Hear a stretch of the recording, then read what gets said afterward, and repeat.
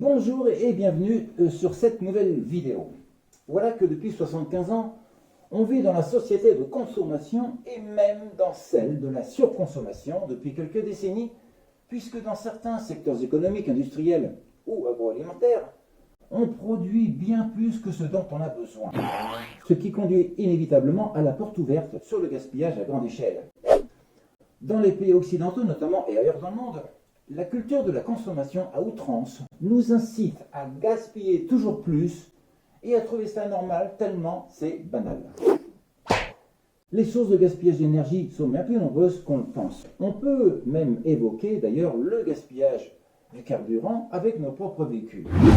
Alors, je ne suis pas là pour te donner des leçons de conduite, d'ailleurs pas du tout, j'en aurais pas cette prétention. Mais tu vois, il suffit d'éviter tous ces petits trajets inutiles ou une conduite nerveuse, ou bien un manque d'entretien de son véhicule pour réduire la facture de carburant à la station d'essence. Il suffit même d'une mauvaise pression des pneus pour consommer beaucoup plus sans même qu'on se rende compte. Et puis, le choix du covoiturage, c'est aussi un moyen drastique pour réduire de manière significative des quantités considérables de carburant. Mais aussi, ça on n'y pense pas toujours ou on n'en a pas envie, simplement le fait de laisser sa voiture plus souvent au garage et de la troquer contre les transports en commun peut te faire économiser beaucoup sur le budget carburant. Ou bien encore, parcourir des trajets en vélo ou en vélo électrique permet là aussi de réaliser une économie importante sur l'année et donc de gaspiller nettement moins. On pourrait penser que l'utilisation de la voiture électrique est un bon compromis pour pallier à l'empreinte carbone. Et pour autant, c'est à moitié faux. Parce que une partie de l'électricité produite pour recharger les batteries des voitures est issue des carburants fossiles. Mis à part le domaine des transports, on peut tout à fait réaliser des économies dans notre mode de chauffage individuel aussi, par des gestes simples, mais encore faut-il y penser. Ça peut être le simple fait de garder ses portes et fenêtres fermées en hiver, si tant est que l'on ait une bonne isolation thermique chez soi. Ou bien de laisser seule la pièce de vie de son domicile en chauffe si on s'absente longtemps dans la journée. Ou encore juste éviter de surchauffer son appartement. Bien, j'ouvre un autre volet maintenant sur le gaspillage de l'électricité. En fait, le succès de l'anti-gaspillage électrique relève de gestes simples au quotidien et de présence d'esprit. Il suffit de 3 fois rien et de bonne volonté pour éviter tous ces petits gaspillages répétés chaque jour. Et aussi bien valable chez toi que sur ton lieu de travail, mais aussi au lycée par exemple, ou dans un lieu public quelconque. Et ces gestes-là, tu les connais bien. C'est par exemple le fait de changer les éclairages par des ampoules LED, d'éteindre les lumières quand on sort d'une pièce, débrancher la télé et l'ordinateur avant d'aller se coucher. C'est aussi veiller à la surconsommation des convecteurs, si on en a, du ballon d'eau chaude, du four électrique et des plaques de cuisson. La vertu de l'économie passe aussi par l'extinction des éclairages publics dans la rue, notamment depuis le début de la guerre Russie-Ukraine. Je te donne l'exemple pour une ville de 15 000 habitants qui éteint pendant 5 heures de la nuit juste une seule partie de la ville des éclairages publics sur un an de temps. Eh bien, cela représente une économie de 100 000 € à l'année. Comme quoi, tu vois, ça en vaut vraiment la peine.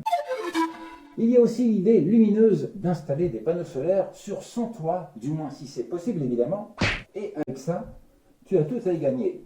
Tu pourrais presque revendre de l'électricité aux fournisseurs si tu en produis trop toi-même.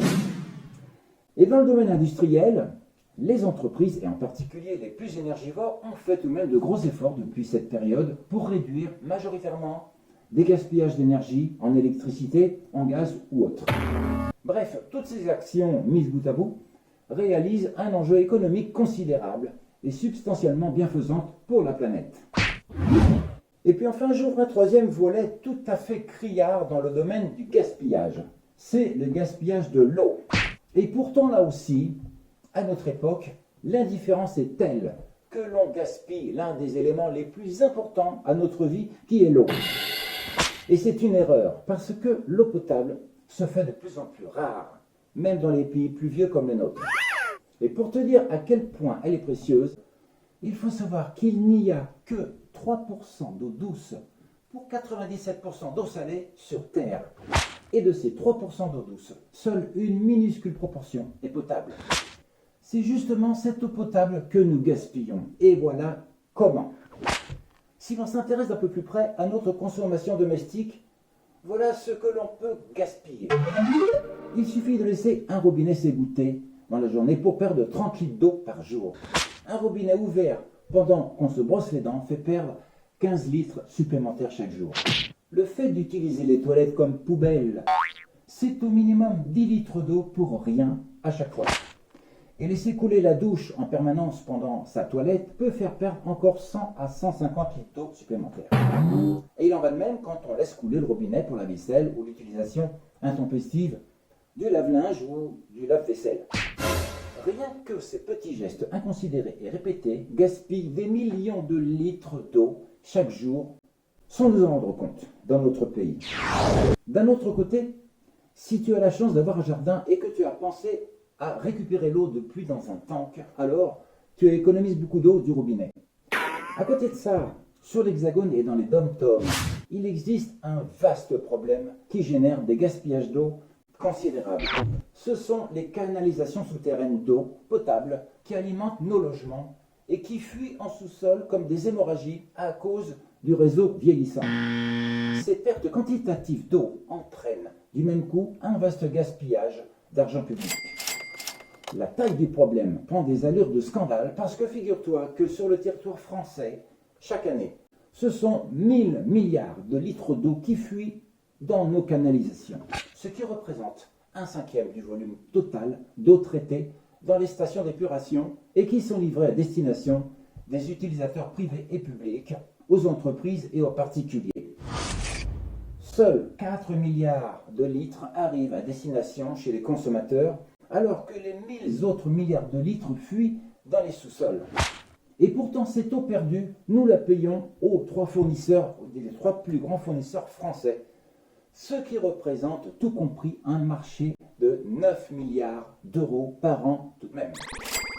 La cause de ce vaste gâchis est due à un manque d'entretien du réseau, des joints de raccord qui ne joignent plus, des tuyaux en fonte tellement rouillés qu'ils sont percés. Mais cette négligence-là, elle nous coûte cher. Passons à autre chose maintenant. Il y a un truc auquel on ne pense jamais, je crois bien, c'est quand on renouvelle souvent sa garde-robe. Autrement dit, quand on a tendance à gaspiller des vêtements. Eh bien, on continue très largement à gaspiller de l'eau, notamment pour et à cause de la culture du coton. Le coton étant une plante très assoiffée, alors que cette plante-là pousse justement dans des pays qui manquent d'eau. Et puisque j'ai abordé la question agricole, on sait très bien que le pompage de l'eau pour arroser les cultures peut très vite tarir les nappes phréatiques. Il est vrai aussi que la création des bassines est une aberration en soi, on le sait bien. Mais ce n'est pas pour autant qu'il faut négliger sa consommation d'eau pour notre usage personnel. Il faut savoir enfin que plus les glaces fondent sur le globe et plus les volumes d'eau potable diminuent quasi partout sur notre planète. Voilà, j'espère que cette petite enquête t'aura servi à quelque chose et qu'elle te sera utile pour une meilleure gestion de l'eau. Rendez-vous sur la prochaine vidéo pour le gaspillage alimentaire cette fois. Passe une bonne soirée et à demain. Ciao.